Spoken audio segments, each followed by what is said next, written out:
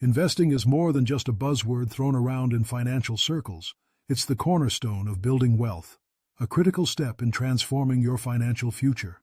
Yet for many, the world of investing can feel like an intimidating labyrinth, filled with confusing terms, complex decisions, and a seemingly endless array of options. But here's the good news. It doesn't have to be that way. Today, we're going to break it down, step by step, into simple and actionable concepts. By the end of this discussion, you'll have a solid foundation to embark on your investing journey with newfound confidence. At its core, investing is the act of allocating your money with the goal of generating returns in the future. Instead of spending your hard-earned cash today, you're putting it to work so that it can grow over time. Whether you're considering stocks, bonds, real estate, or even starting a business, the principle remains the same. You're trading present-day resources for future gains. Think of it this way. Saving keeps your money safe in a bank account, while investing helps it grow. Over time, this growth can be exponential, thanks to a powerful concept called compounding. Compounding is often referred to as the eighth wonder of the world, and it's easy to see why. It's the process where your money earns returns, and then those returns start earning returns themselves. The earlier you start investing, the more time your money has to grow, even if you're only making small contributions. Let's take a simple example. Imagine you invest $1,000 at an annual return of 8%. After 1 year, you'll have $1,080. But in year 2, you're not just earning on that initial $1,000, you're earning on $1,080. By year 10, your investment will have grown to nearly $2,160. That's the magic of compounding, and it's a powerful reason to start investing as soon as you can. Now that we have a grasp on what investing is, let's explore the various types of investments available.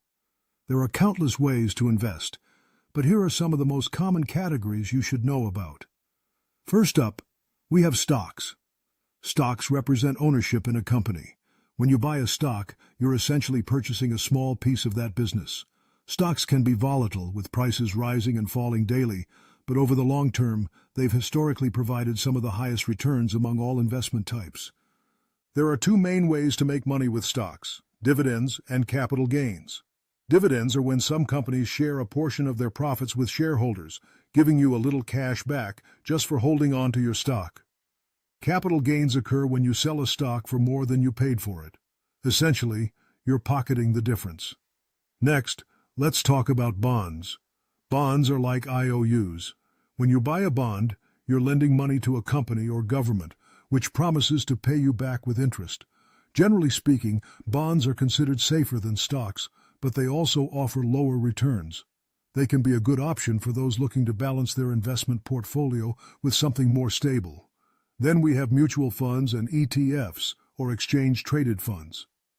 These investment vehicles allow you to pool your money with other investors to buy a mix of stocks, bonds, or other assets. They provide diversification, which helps spread risk across multiple investments.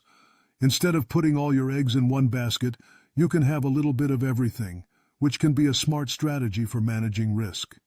And let's not forget about real estate. Investing in real estate involves purchasing property to generate income or appreciation.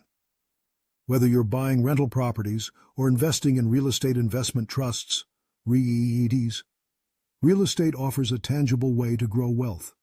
It's not just about owning a home, it's about leveraging property to create income streams. Now, let's dive into the risk-reward trade-off that comes with investing.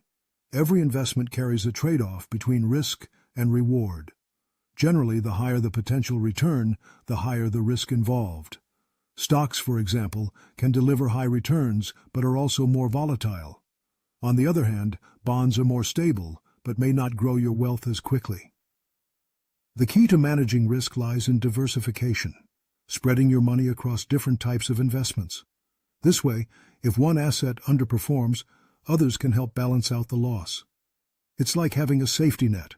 When one investment stumbles, others can help keep you afloat. So, how do you get started with investing? The good news is that it has never been easier to begin. Here are some simple steps to follow. First, set your goals. Ask yourself, Why am I investing? Is it for retirement, buying a home, or building wealth for the future? Your goals will shape your investment strategy and guide your decisions along the way. Next, it's essential to understand your risk tolerance. Some people are comfortable taking risks for the potential of higher returns, while others prefer a safer approach. Knowing your risk tolerance will help you choose the right investments that align with your comfort level. You don't need to have thousands of dollars to start investing. Many platforms allow you to begin with as little as $10. So, start small. Investing doesn't have to be overwhelming. The important thing is to take that first step.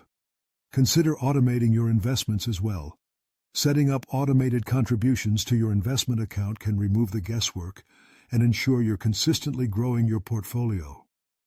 It's like setting up a savings plan, but for your investments. Even seasoned investors make mistakes, and it's crucial to be aware of common pitfalls to avoid. One of the biggest mistakes is trying to time the market. Predicting market highs and lows is nearly impossible, so instead, focus on consistent, long-term investing. Another mistake is not diversifying your portfolio. Putting all your money into one stock or asset can be risky. Diversifying helps reduce potential losses and provides a more balanced approach to investing. Emotional decisions can also lead to poor investment choices. Fear and greed are powerful emotions that can cloud judgment. It's vital to stick to your plan, even during market fluctuations. Remember, investing is a marathon, not a sprint. So, why does investing matter? Investing isn't just about making money. It's about creating opportunities. It's about having the freedom to live life on your terms, whether that means retiring early, traveling the world, or supporting your family.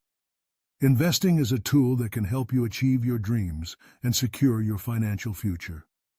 The journey to financial independence starts with a single step. Start small, stay consistent, and watch your money work for you. It's not about making a quick buck. It's about building a solid foundation for the future. If you found this discussion helpful, don't forget to like, subscribe, and share it with someone who wants to learn about investing. Together, let's demystify the world of investing and empower ourselves to take control of our financial destinies.